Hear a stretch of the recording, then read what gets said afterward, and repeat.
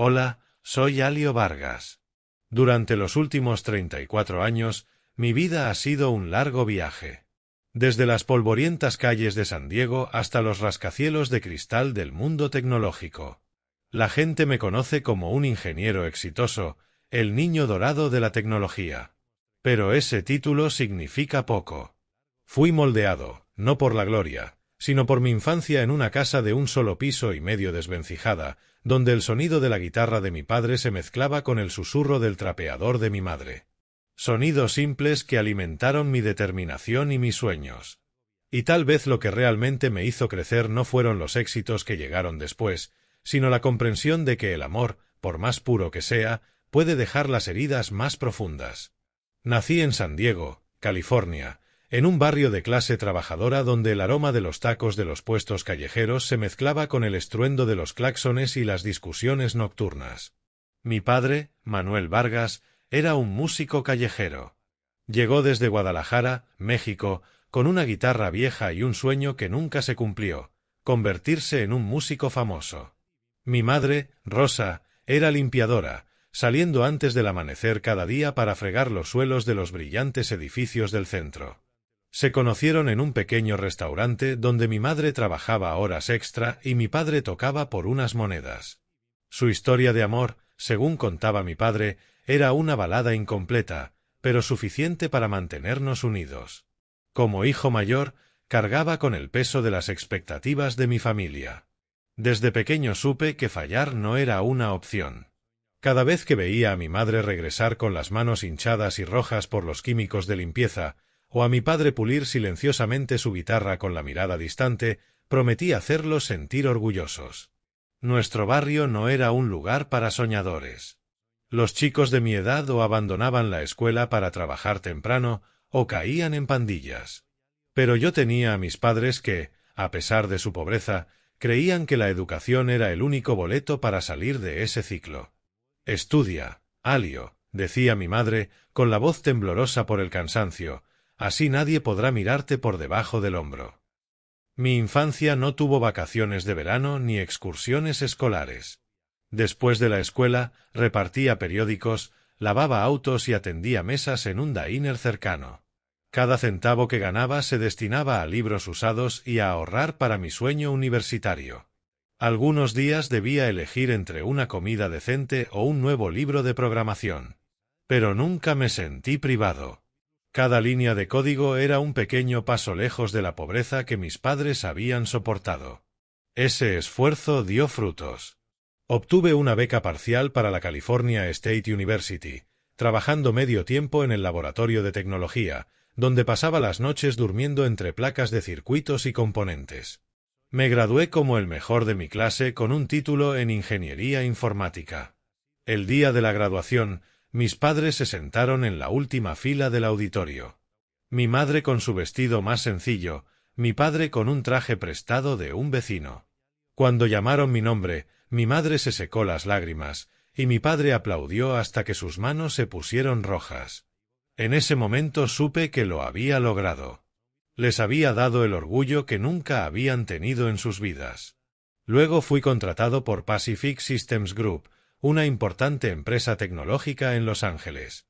El trabajo era estable, bien remunerado, y comencé a soñar con un futuro más brillante para mi familia. Pero, como decía mi padre, el destino siempre encuentra la manera de jugar con nosotros. Mi historia cambió de verdad cuando me uní a un proyecto voluntario llamado OP-Works, donde conocí a Kennedy Hayes. Kennedy, de 30 años, fue un soplo de aire fresco en mi vida. Era la única hija de la familia Hayes, dueños de Hayes Construction Group, un imperio de construcción en Seattle. La conocí mientras presentaba un sistema gratuito de gestión de datos para organizaciones sin fines de lucro. Kennedy estaba sentada en la primera fila, su cabello dorado brillando bajo las luces del auditorio, sus agudos ojos azules cálidos en lugar de fríos.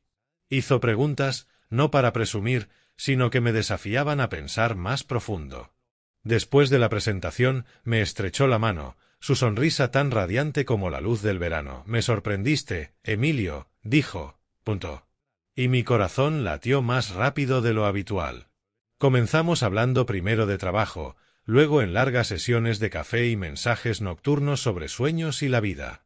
Kennedy no era lo que esperaba de alguien de familia adinerada. Era genuina, inteligente y tenía una pasión ardiente por cambiar el mundo.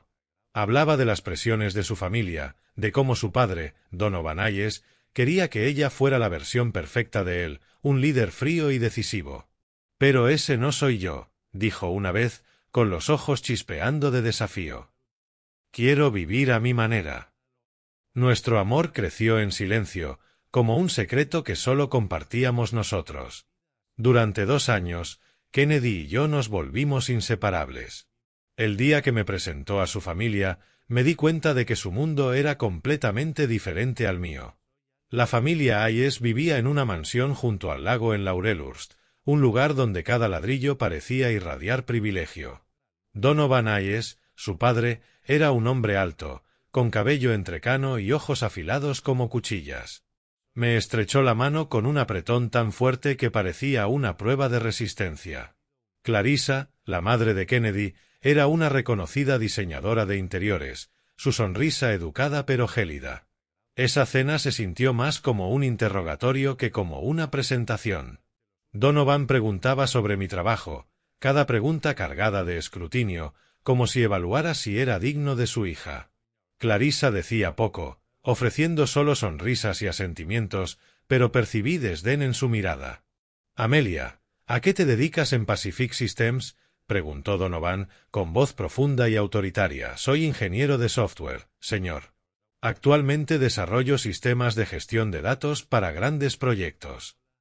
Asintió, pero sus labios se curvaron en una leve sonrisa. «¿Ingeniero? Bien. Pero, ¿conoces la construcción? Ahí es donde se hace el verdadero dinero».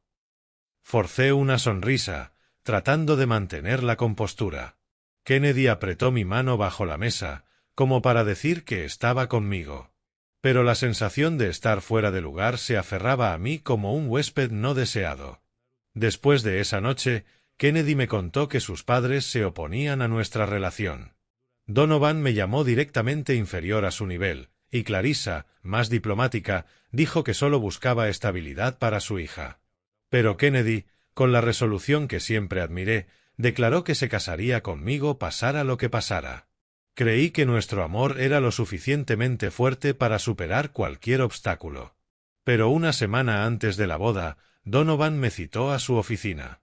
Deslizó un grueso paquete de papeles sobre el escritorio, su voz fría. «Firma esto, Alio. Es un acuerdo prenupcial.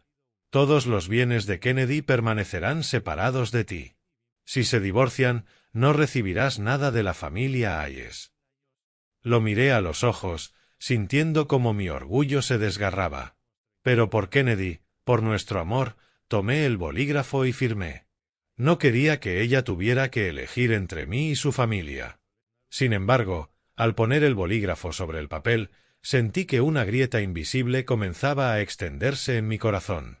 Me sumergí en el trabajo, desarrollando nuevos productos, asegurando contratos y convirtiendo a Vargas y Hayes y Nevaschens en un nombre importante. Pero no importaba lo que hiciera, no podía quitarme la sensación de que todo se atribuía a la familia Hayes. Una noche, mientras trabajaba tarde en la oficina, Kennedy entró. Llevaba un elegante vestido de negocios, pero sus ojos estaban más fríos de lo habitual. «Tenemos que hablar sobre el nuevo plan financiero», dijo, con voz plana. Asentí, esperando, pero en lugar de discutirlo, me entregó un informe y dijo: «Solo revísalo. Ya está decidido». Leí el informe y vi una inversión importante aprobada sin mi conocimiento. «Kennedy, ¿por qué no discutiste esto conmigo primero?», pregunté, tratando de mantener la voz firme. Ella sonrió, pero esa sonrisa carecía del calor de antes. «Alio, tú concéntrate en los productos. Yo me encargo de esto», dijo, y sus palabras cortaron como un cuchillo. Me di cuenta de que, en esta empresa, en este matrimonio, no tenía una verdadera voz. Y en ese instante, comencé a sospechar que, bajo la calma aparente, se estaba gestando una tormenta silenciosa. 3 años después de fundar Vargas y Hayes y Nevaschens, nuestra compañía se había convertido en un actor importante en el noroeste de Estados Unidos. De una pequeña idea en mi cabeza, ahora éramos una firma líder en marketing tecnológico, asegurando contratos con grandes corporaciones en Seattle y Portland. Y yo, Alio Vargas, el chico de los barrios humildes de San Diego, me había convertido en un rostro buscado por revistas de tecnología. El ingeniero inmigrante que lo logró, decían, acompañado de fotos mías en oficinas modernas, mirando a la cámara con confianza. Pero cada vez que leía esos artículos, sentía un vacío extraño. Ese éxito, aunque deslumbrante, no era completamente mío. Kennedy y yo seguíamos apareciendo juntos en fotos, eventos y entrevistas. Pero cuando se apagaban los focos, percibía un cambio en ella. Ya no era la mujer que se sentaba conmigo en pequeños cafés, hablando con pasión sobre sueños futuros. Compartía menos sobre el trabajo, a menudo ausente con excusas como reuniones o compromisos con socios. Las reuniones a puerta cerrada con el departamento de contabilidad y su padre, Donovan Hayes, se hicieron más frecuentes y yo no estaba invitado. Al principio me decía a mí mismo que era solo la presión de una empresa en crecimiento. Kennedy siempre fue experta con los números, pero luego comenzaron a tomarse decisiones importantes sin mi participación. Me enteraba a través de correos electrónicos tardíos o informes dejados en mi escritorio como mera formalidad.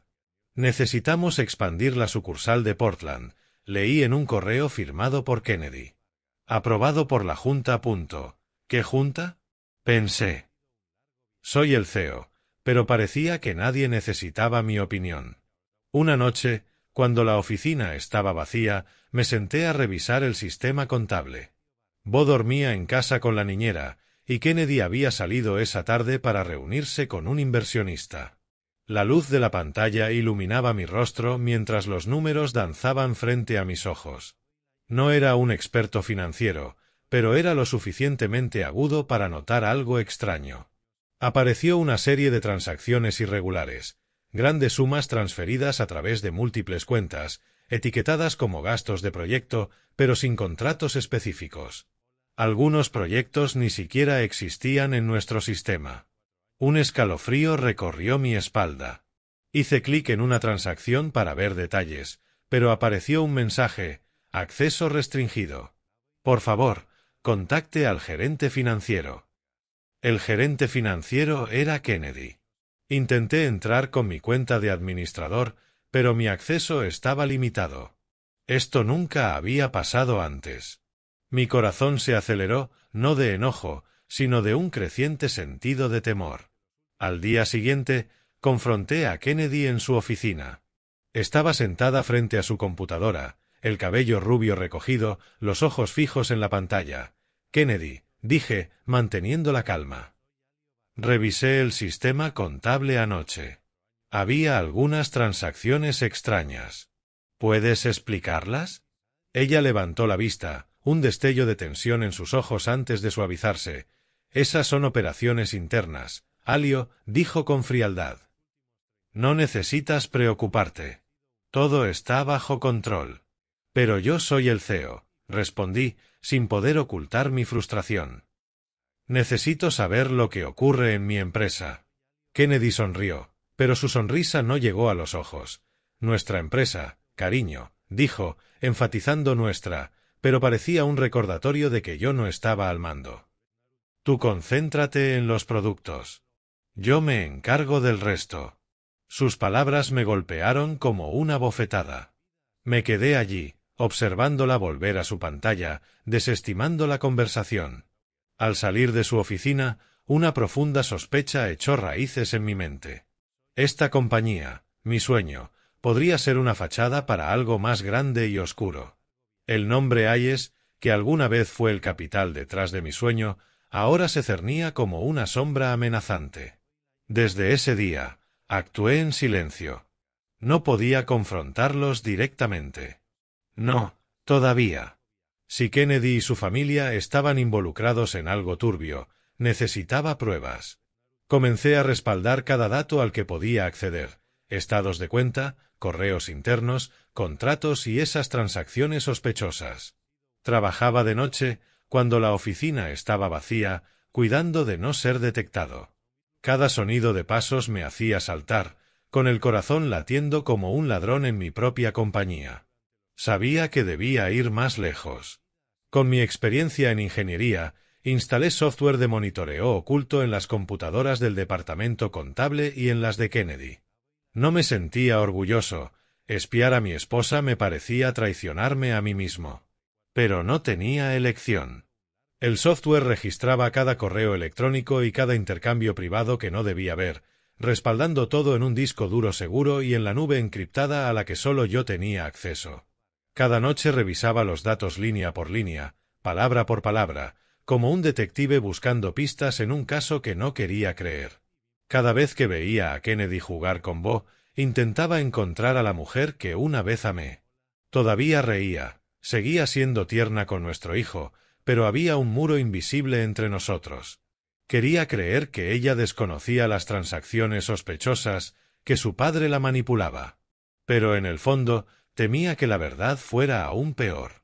Los días siguientes transcurrieron como los de un cazador en las sombras, avanzando con cuidado. El software de monitoreo comenzaba a dar resultados. Cada noche, cuando la oficina quedaba en silencio, abría el disco duro encriptado, revisando líneas de datos, correos y registros.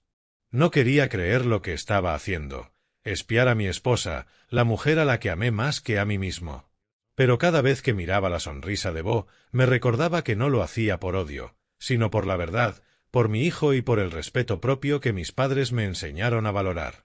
Una noche lluviosa, mientras la lluvia golpeaba la ventana de la oficina, encontré algo que me hizo detener el corazón. Una cadena de correos entre Kennedy, su padre Donovan Hayes y un abogado llamado Robert Caldwell. Mis manos temblaban al abrir el primer correo. El asunto era simple: reestructuración interna. Pero el contenido era cualquier cosa menos simple. Discutían transferir la propiedad total de Vargas y Hayes y Nevaschens a Kennedy, citando ajustes estructurales para optimizar ganancias. Leí una y otra vez, cada palabra clavándose en mi pecho. Esta compañía era mi sueño, mi sudor y mi sangre. Y ahora estaba siendo robada por la mujer a la que llamaba esposa. Otros correos revelaban más de una conspiración mayor. Uno de Donovan decía: debemos asegurarnos de que Alio no tenga control. Es talentoso, pero no puede interferir con el plan. Otro de Caldwell sugería: podemos fabricar evidencia de fraude fiscal de Alio y malversación de fondos de inversión. Esto lo eliminará de la compañía y nadie sospechará. Mi sangre subió a la cabeza, respiraba con dificultad. No solo querían quedarse con la compañía, querían arruinarme, incriminarme para cubrir sus crímenes. El shock me dejó sin fuerzas. Todo mi trabajo, noches sin dormir programando, días persiguiendo clientes, sueños compartidos con Kennedy, todo era solo una herramienta en manos de la familia Hayes. Yo era un peón listo para desechar cuando dejara de ser útil. Durante noches enteras, no podía dormir. Cada vez que cerraba los ojos, veía la fría mirada de Kennedy, escuchaba la voz de Donovan llamándome inferior a su nivel. Quería confrontarla, gritar que sabía todo. Pero me contuve. Actuar impulsivamente jugaría en su favor. No podía permitirlo. En lugar de enfrentarme directamente, elegí luchar en silencio. Comencé a organizar la evidencia meticulosamente, como un arqueólogo descubriendo un tesoro frágil. Cada correo, cada estado de cuenta, cada transacción sospechosa estaba catalogada por fecha y remitente, encriptada en mi disco duro y en la nube privada. Sabía que un solo error podría borrar todo lo que había construido, y mi honor, el valor que mis padres me enseñaron a valorar por encima del dinero, quedaría manchado para siempre. Contacté a Carlos, un viejo amigo de la universidad que ahora trabajaba como auditor en San Diego. Lo encontré en un pequeño café, lejos de Seattle, para asegurarme de que nadie me reconociera. Carlos, dije en voz baja, necesito que revises esto, pero nadie puede saberlo, ni siquiera Kennedy. Él me miró, con preocupación en los ojos, pero sin hacer preguntas. Le entregué un USB con estados de cuenta y reportes financieros y prometió analizarlos a fondo. Tranquilo, Alio, dijo. Si hay algo raro, lo descubriré. Luego contacté a María, una abogada de inmigración en Los Ángeles que conocí durante mi trabajo voluntario. No solo era experta en leyes, también sabía proteger a personas como yo, inmigrantes siempre viviendo con cautela. A través de un canal seguro, le envié parte de la evidencia y le pedí consejos para legitimarla en caso de que la necesitara en un juicio. Alio, estás jugando con fuego, me advirtió María en una llamada cifrada. Pero sí tienes razón, la familia Hayes no saldrá impune. Toda la comunicación con Carlos y María se realizó por canales seguros. Evité mi correo y teléfono personal, consciente de que la familia Hayes tenía recursos para monitorearme. Cada movimiento era calculado, como caminar en la cuerda floja, sabiendo que un paso en falso podía derrumbar mi mundo. No le conté nada a nadie, ni siquiera a mi madre. Su corazón cálido y su fe sencilla no podrían soportar saber que estaba luchando contra mi propia esposa. Quería protegerla, así como ella y mi padre me habían protegido en los años más difíciles. En esas largas noches solitarias, me sentaba en mi oficina, con la luz de la luna atravesando los muros de vidrio e iluminando los datos en la pantalla. Pensaba en Bo, en su sonrisa cuando lo cargaba.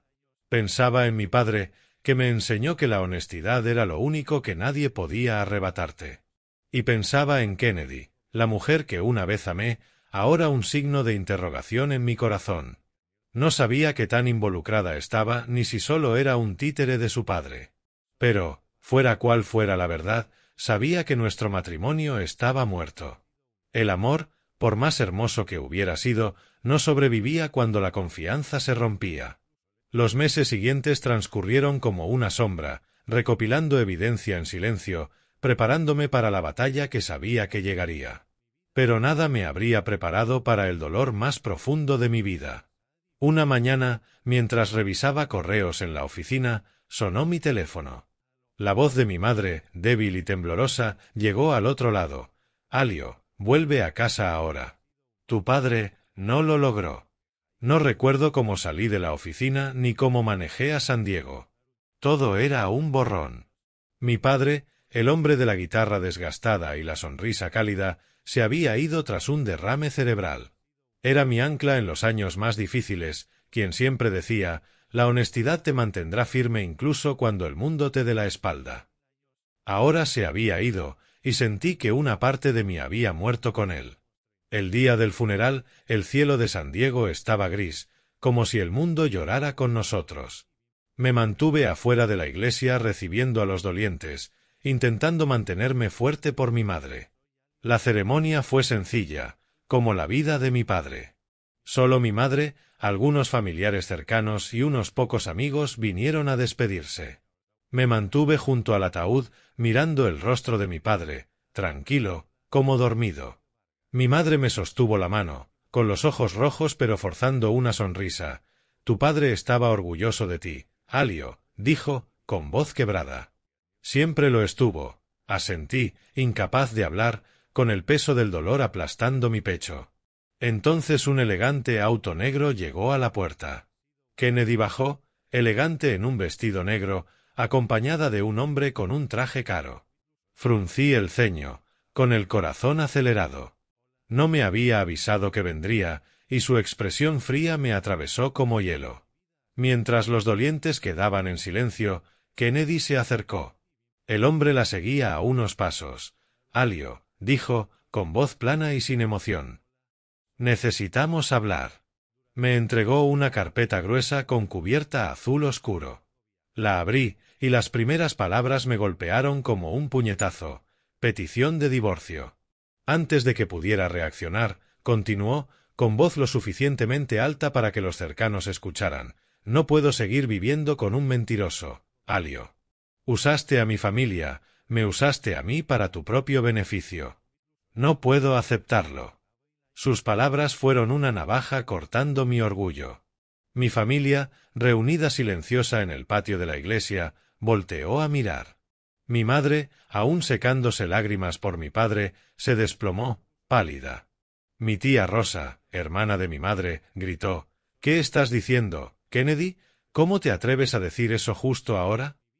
Los demás murmuraban, con los ojos llenos de ira y dolor. Pero Kennedy permaneció allí, con la mirada gélida, como si no importara el golpe cruel que acababa de propinarle a mi familia. La miré, con los ojos vacíos por las noches sin dormir. Quería gritar, decirle que ella y su familia eran los verdaderos mentirosos.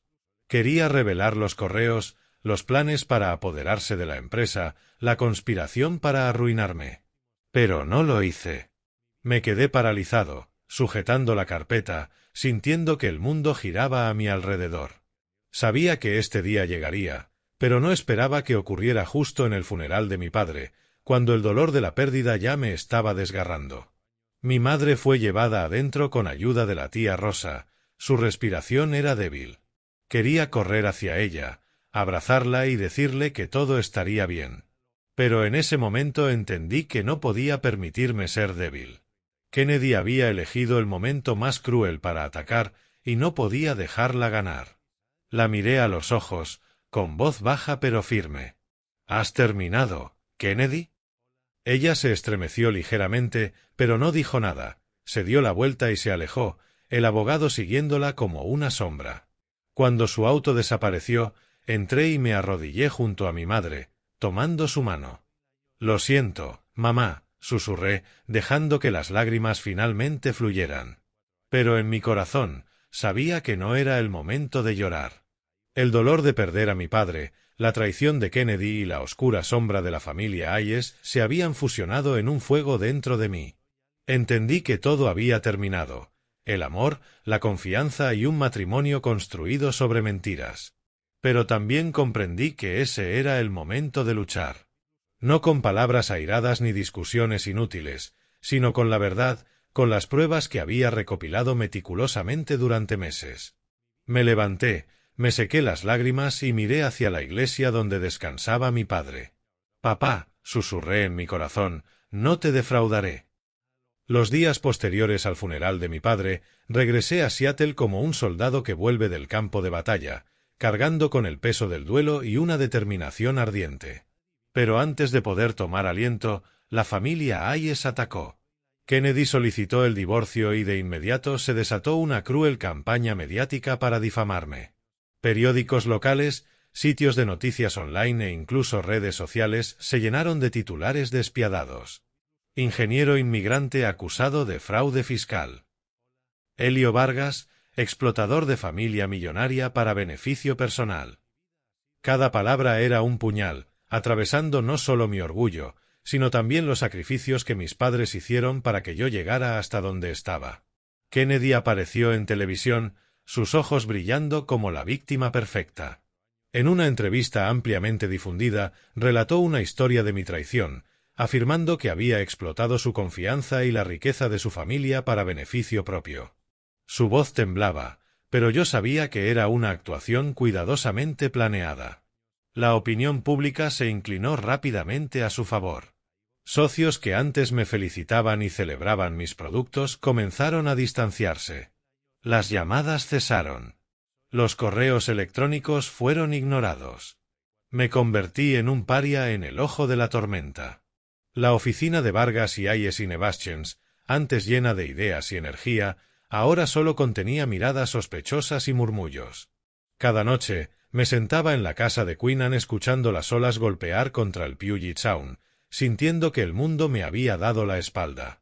Bo, mi pequeño hijo, era la única luz en esos días oscuros. Lo abrazaba, contándole historias sobre su abuelo, su vieja guitarra y las canciones que solía tocar. Pero incluso al mirar los ojos inocentes de Bo, no podía sacudirme el dolor. Kennedy no solo quería quedarse con la empresa. Quería destruir mi honor y hacerme parecer un fracaso ante los ojos de mi hijo.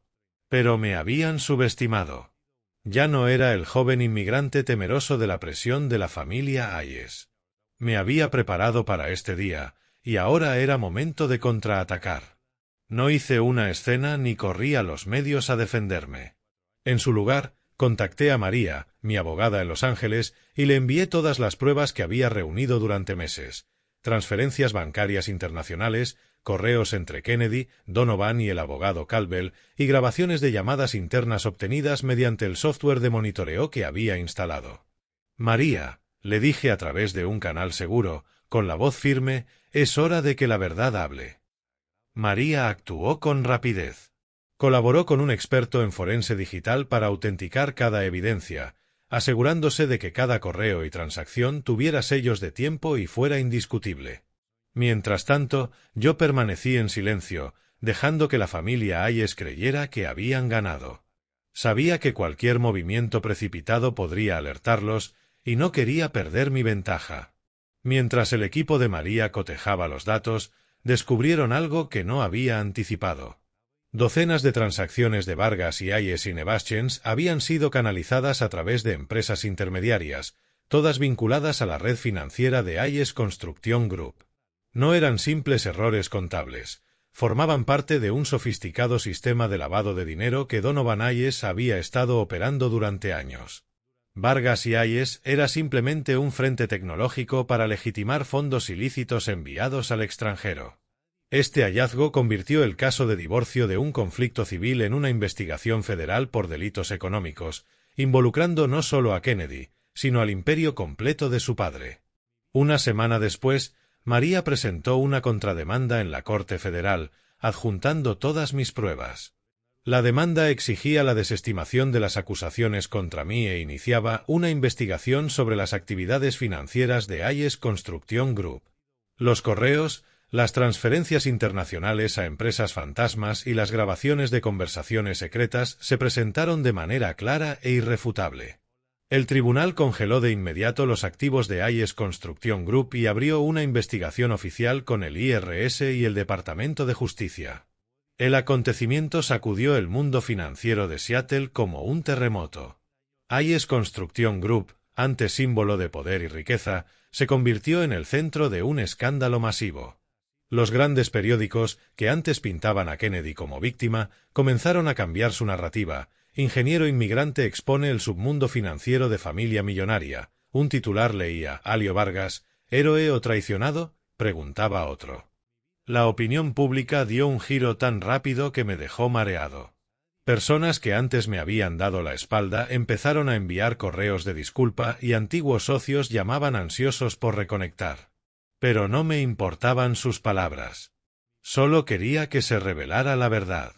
La primera audiencia fue tensa. Me senté al fondo junto a María, observando a Kennedy y Donovan al otro lado de la sala. Kennedy no me miraba, con la cabeza gacha y las manos entrelazadas. Donovan, sin embargo, me fulminaba con la mirada, como prometiendo que pagaría. Pero no tenía miedo.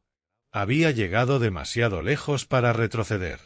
María se puso de pie, su voz resonando en la sala.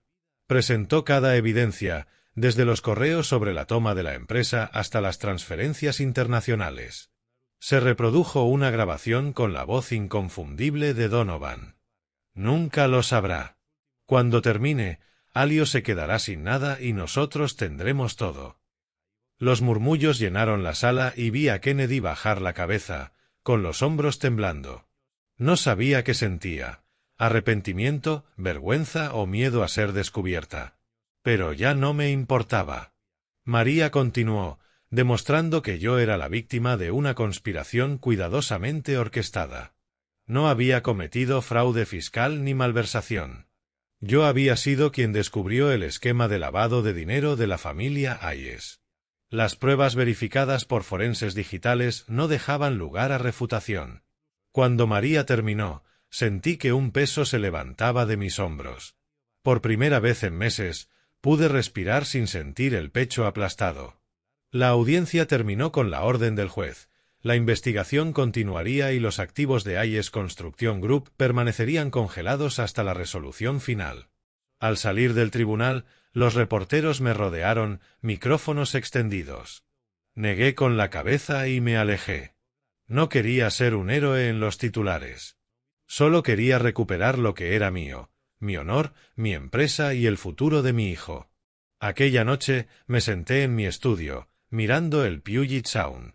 La luz de la luna brillaba como en las noches en que reunía pruebas, pero ahora no me sentía solo. La verdad había salido a la luz, mi honor estaba restaurado y la lucha que había perseguido con tenacidad se inclinaba a mi favor. Pensé en mi padre y sus palabras: La honestidad te mantiene firme incluso cuando el mundo te da la espalda. Y supe que, pase lo que pase, lo había hecho sentir orgulloso. La semana siguiente sacudieron Seattle una vez más, no por temblores en la tierra, sino en el mundo financiero. Una mañana, mientras preparaba café en la cocina de Queen Anne, sonó mi teléfono. María, con voz urgente. Alio, enciende la televisión. Están en la sede de Hayes Construction Group. Corrí al canal local y lo que vi me dejó congelado. Oficiales de la Unidad de Delitos Económicos y agentes del IRS irrumpían en el rascacielos de Hayes Construction Group, llevando cajas de documentos y sellando oficinas mientras los empleados permanecían afuera, atónitos. La cámara enfocó a Donovan Hayes, escoltado con las manos esposadas detrás de la espalda.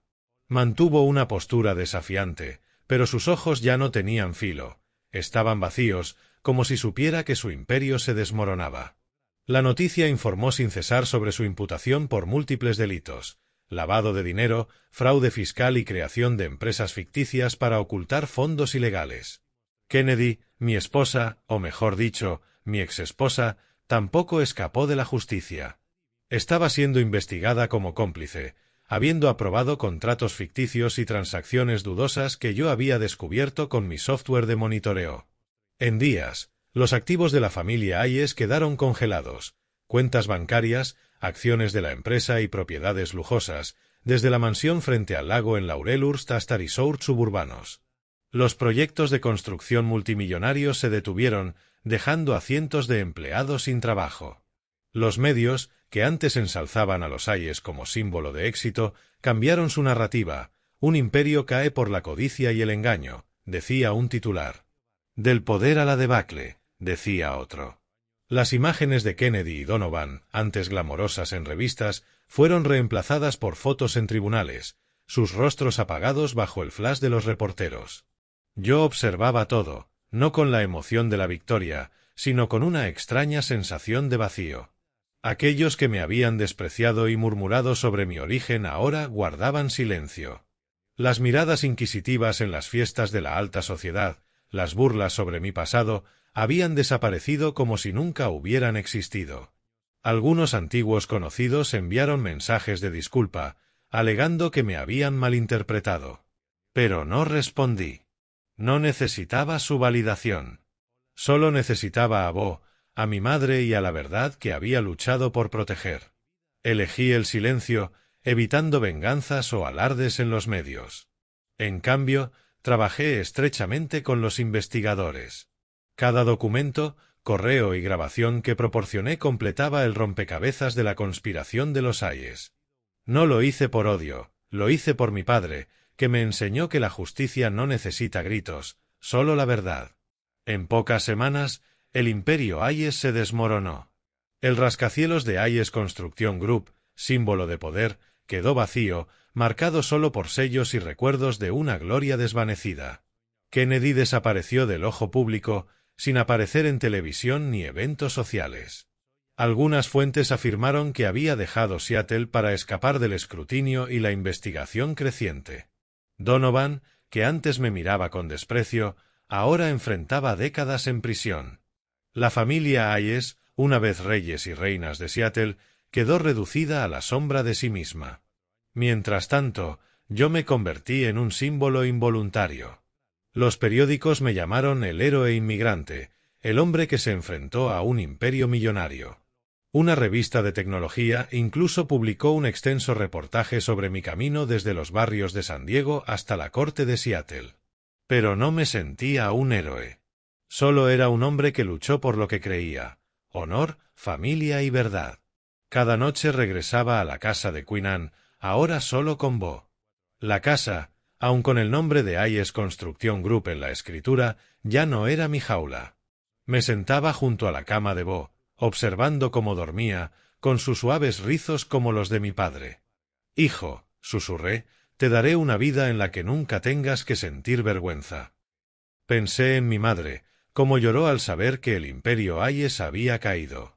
«Hiciste lo correcto, Alio», dijo con orgullo. «Tu padre sonríe desde el cielo». Abrí mi laptop para revisar correos de María. Informaba que la investigación continuaba, pero mis pruebas eran suficientes para que la familia Hayes no pudiera revertir la situación. Cerré la laptop, me recosté en mi silla y miré el Puget Sound. La luz de la luna aún brillaba, pero ya no evocaba soledad. Era la luz de la esperanza, de un futuro que podía reconstruir. No desde el dinero o el poder, sino desde la honestidad y la determinación. Pensé en mi padre, en la vieja guitarra que dejó en nuestra casa de San Diego. Me prometí que algún día enseñaría a Bo a tocar, tal como mi padre me enseñó a mí, y le contaría la historia de su abuelo, un hombre que nunca abandonó su fe en la verdad. Mi lucha no había terminado. Aún quedaban audiencias y preguntas sin respuesta, pero sabía que con cada paso me acercaba a la libertad, a una vida donde podría mantener la cabeza en alto sin miedo al desprecio. Los meses siguientes fueron un periodo agotador de tensión y espera. Pasé la mayor parte del tiempo trabajando con María y los investigadores, proporcionando detalles adicionales de mi disco duro encriptado. Cada audiencia era una batalla, no solo por la justicia, sino por el futuro de Bo. No quería que creciera bajo la sombra de mentiras o las acusaciones que la familia Hayes había lanzado contra mí. Cada vez que entraba a la sala del tribunal, sentía la mirada de mi padre como si estuviera allí, recordándome que la honestidad es el arma más poderosa. Finalmente, tras meses de litigio, el Tribunal Federal emitió su fallo final. El juez, con voz calmada pero firme, declaró que yo, Alio Vargas, era víctima de una conspiración criminal orquestada por la familia Hayes.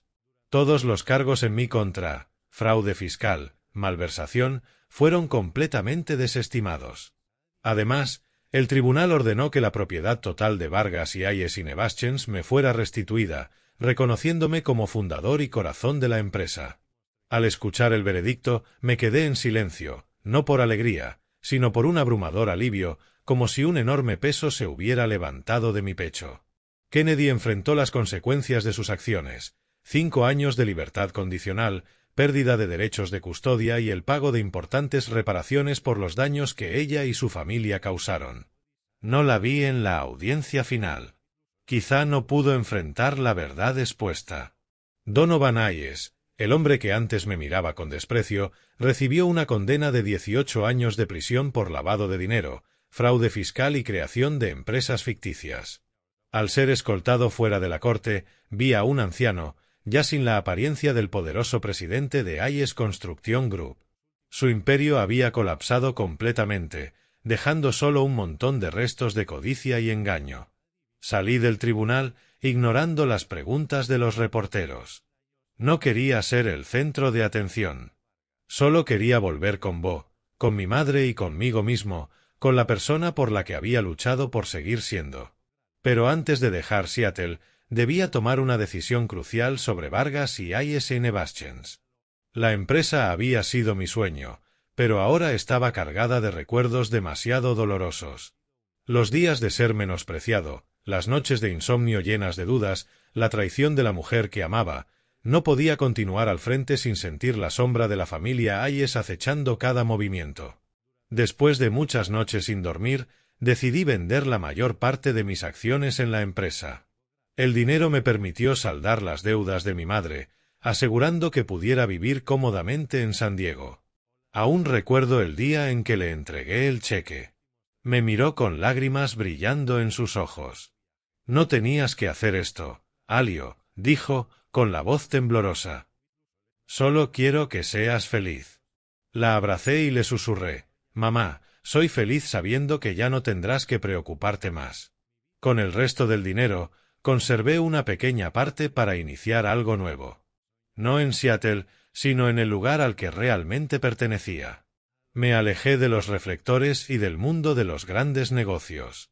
Las cámaras, las fiestas de la alta sociedad y los apretones de manos calculados ya no formaban parte de mi vida. Regresé a San Diego con Bo y un sueño más sencillo: criar a mi hijo con honestidad y respeto, tal como mis padres me enseñaron. Cada noche me sentaba junto a él, contándole historias sobre su abuelo, su vieja guitarra, prometiéndole un mundo que no estuviera gobernado por el dinero o el poder. Con los fondos restantes de la venta, fundé una pequeña empresa de tecnología llamada Morales Digital, usando el verdadero apellido de mi padre como homenaje. Morales Digital no persigue contratos millonarios ni el glamour de la alta sociedad. Se centra en soluciones digitales para pequeños negocios, vendedores ambulantes y tiendas familiares. Para personas como mis padres, que solo necesitaban una oportunidad para salir adelante. Ese había sido mi sueño inicial al entrar en el mundo de la tecnología. Y ahora podía vivirlo. Mi vida ya no era glamurosa. Vivo en una casa modesta en San Diego, cerca de donde crecí, con un pequeño jardín donde Bo puede jugar. Cada mañana lo llevo al preescolar, viendo cómo me despide con una sonrisa radiante. Trabajo en la pequeña oficina de Morales Digital junto a unos pocos empleados que comparten mi visión. No competimos con los gigantes tecnológicos, solo queremos ofrecer soluciones prácticas para que la gente común pueda construir una vida mejor. Cada semana llevo a Bo a visitar a mi madre. Ella nos prepara comida tradicional mexicana y el aroma de tacos y enchiladas llena su pequeña cocina. Me siento allí, observando cómo ella y Bo ríen, sintiendo una paz que nunca tuve en Seattle. Ya no soy el ingeniero inmigrante exitoso de los titulares. Solo soy Alio, padre, hijo y hombre fiel a sus valores. Una tarde, mientras limpiaba el cobertizo, encontré la guitarra de mi padre. Estaba vieja, con las cuerdas gastadas, pero al tocarla casi podía escuchar su voz cálida y amorosa. La llevé a la sala, la coloqué en un soporte de madera y me prometí que algún día enseñaría a Bo a tocarla. Quería que supiera que la vida no se trata solo de dinero o fama, sino de momentos simples y canciones que salen del corazón. Aunque mi vida carece del antiguo glamour, ahora es más significativa que nunca. Trabajo a mi manera, libre de poder o intrigas. Soy Alio Vargas, hijo de Manuel y Rosa, padre de Bo y un hombre que eligió el camino de la verdad. Y cada vez que miro los ojos de mi hijo, sé que elegí bien. Han pasado años desde aquellos días caóticos en Seattle. Dejé atrás los reflectores, los titulares brillantes y los recuerdos dolorosos de la familia Hayes. Ahora vivo en San Diego, en una casa modesta con un jardín lleno de flores donde Bo corre y ríe. Morales Digital, la empresa que lleva el verdadero apellido de mi padre, funciona de manera constante, ayudando a pequeños negocios con soluciones tecnológicas simples pero efectivas. Ya no sueño con contratos millonarios ni fama, solo quiero traer un poco de luz a personas como mis padres, trabajadores comunes luchando por sobrevivir en un mundo injusto. Una mañana de principios de otoño, con el aire fresco de San Diego y la luz suave del sol filtrándose entre los árboles, tomé la mano de Bo y caminamos hacia el cementerio donde descansa mi padre. Bo, ahora de 7 años, corría adelante, su cabello rizado bailando con la brisa. Llevaba un ramo de flores silvestres que había recogido del jardín, diciendo: «A abuelo le gustan las cosas simples». Sonreí, conmovido por la inocencia de mi hijo, mientras una ola de emoción me invadía al detenernos frente a la tumba. La piedra llevaba el nombre de mi padre, Manuel Vargas, simple pero digna. Me arrodillé, apoyando la mano sobre su fría superficie, sintiendo como si tocara recuerdos de él, el rasgueo de su guitarra en nuestra antigua casa, su cálida voz contando historias, sus ojos confiados al decir: «La honestidad te mantendrá firme, Alio». Bo se colocó a mi lado, dejando las flores en la tumba, y luego levantó la vista. «Papá, ¿sabe abuelo que ganaste?», preguntó, con voz clara y brillante. Sonreí, acariciándole el cabello. «Lo sabe, hijo, siempre lo sabe». Comencé a contarle a Bo mi viaje, no como la historia de un héroe, sino como la historia de un chico inmigrante que alguna vez fue despreciado, acorralado, pero que decidió defender su honor. Le hablé de los días difíciles en el barrio de San Diego, de las noches de insomnio frente al código y de cómo luché por mantener la verdad, incluso a costa de un matrimonio roto y cicatrices que nunca sanarían por completo. Frente a la tumba de mi padre, reflexioné sobre mi camino. Fui aquel niño pobre en una casa deteriorada, donde mi madre fregaba pisos hasta sangrar y mi padre tocaba música a cambio de monedas. Fui un joven ingeniero con grandes sueños de cambiar el mundo mediante la tecnología.